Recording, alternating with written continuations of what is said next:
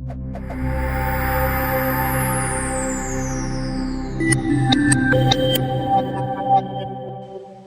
guys, it's Dr. Braddock, and today I want to talk to you about a mistake that a lot of people are making. It may even be a mistake that you or someone you know is making. So I want you to pay close attention. Imagine that it is 3 in the morning, you are sound asleep, and all of a sudden that eerie, high-pitched squeal from your smoke alarm starts going off, right? Beep, beep, beep. I mean, you know something is going on. No one's going to sleep through that sound.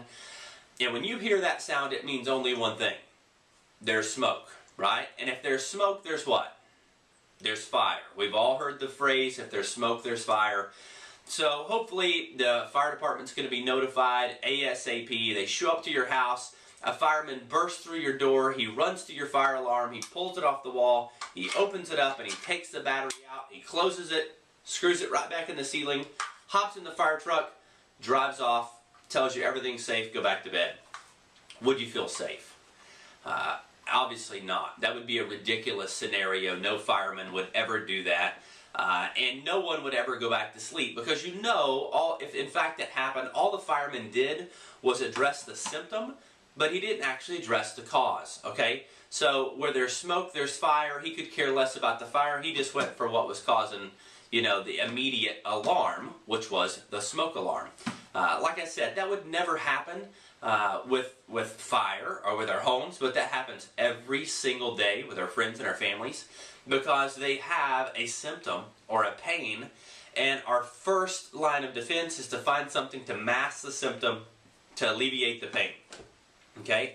So that is no different than jerking the battery out of your smoke alarm to take an Advil or an Aleve or whatever pill or potion or lotion you need to cover up that symptom.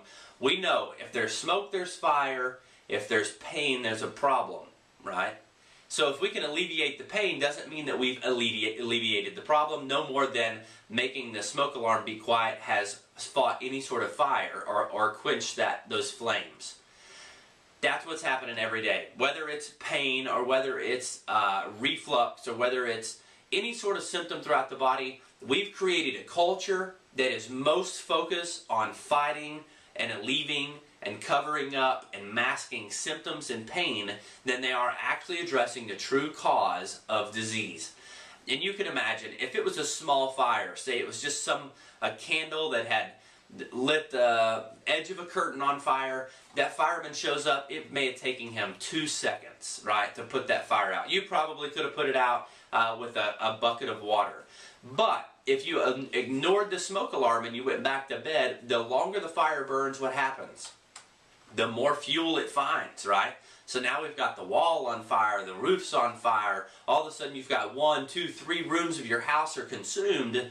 When the fire department gets there, they're going to it's going to be like a 3-alarm fire, right? Because one fire department's not enough. So they're going to need another fire department, multiple trucks, lots of water.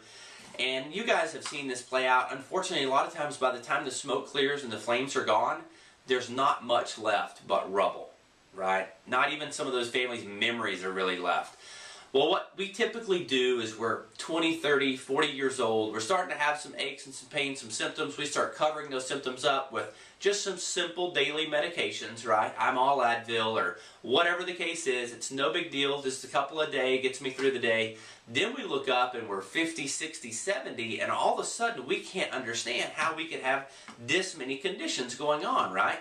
How every single day we're going from one doctor to the next, and we've got something that was a very tiny, small problem that has turned into a 5-alarm fire at that point.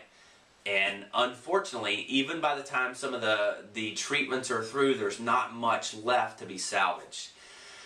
That's my goal for today, is to be able to take our patients that we treat in our office and be able to illuminate a different path of health. And if nothing else, for them to think a little bit more long-term about if there's pain, there's a problem, right? To not just focus on symptoms, but to actually focus on being healthy. And the more that we focus on being healthy, the less symptoms we're going to have. Obviously, the better we're going to feel. And we're going to live a lot more abundant, fulfilled lifestyle. I hope this makes sense. More than anything, if it made a little bit of sense to you, I'd love for you to share it on Facebook, email it to a friend, share it with somebody that you need to know. Because even though this seems like extremely common sense, we've become inundated in a culture that we are losing that. And I think it's really important that we get it back. I look forward to seeing you soon. If you have any questions, give our office a shout, 903-482-1234. If you're watching this video and you're very far away from Van Alstyne, Texas, and you're looking for a chiropractor that might help you and your family get healthy, feel free to call my office and we'll find you a chiropractor in your area. I look forward to seeing you soon. God bless.